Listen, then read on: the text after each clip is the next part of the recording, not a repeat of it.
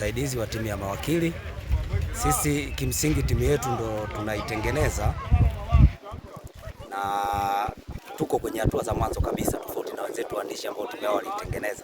Kwa kama ni funzo kwetu, na tunaamini mechi ijayo tutafanya vizuri zaidi. Kimsingi ni kwamba timu yetu ya mawakili sasa hivi tutakuwa na program mbalimbali ambazo tutakuwa tunafanya mazoezi kila wiki, na kila wiki tutakuwa tunafanya mazoezi mara 2 kulingana na shughuli zetu na ubize tuliokuwa nao, na lengo ni kutengeneza afya zetu, lakini pia kutengeneza mahusiano mazuri na wenzetu waandishi wa habari, kwa sababu unajua waandishi wa habari pia na sisi tunategemeana.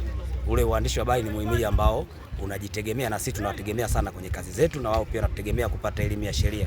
Kwa hiyo mechi ilikuwa nzuri, muunganiko ulikuwa mzuri na tumefurahi kwa kweli. Mikakati yetu ni kuendelea kucheza michezo mbalimbali, lakini tutakuwa kila tunapokuwa na event zetu tunafanya matamasha na tutakuwa tunawaalika wenzetu waandishi wa habari, na lengo ni kutengeneza timu ambayo itakuwa imara na kuwa tishio kwa Mwanza nzima kwenye hizi taasisi ambazo zinakuwa zina timu kama sisi, kwa mfano waandishi na taasisi zinginezo. Lakini pia sisi tuko tayari kwa taasisi yoyote na timu yoyote inayotaka kucheza mechi na sisi, muda wote tutakuwa tayari, kwa sababu ndo kwanza tumeitengeneza timu yetu na kila mtu ameona namna gani ambavyo timu imecheza na namna gani ambavyo timu inajengeka.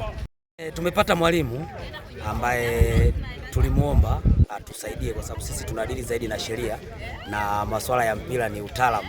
Kwa hiyo tuna mwalimu ambaye ndo tumeanza naye na mechi yake ni ya kwanza, na mwalimu ametuambia tumpe muda na sisi tutaendelea kujifunza taratibu kutoka kwake mpaka pale timu itakapokuwa tayari. Kwa hiyo hata kwa upande wa mechi la ufundi tunaendelea kuliboresha.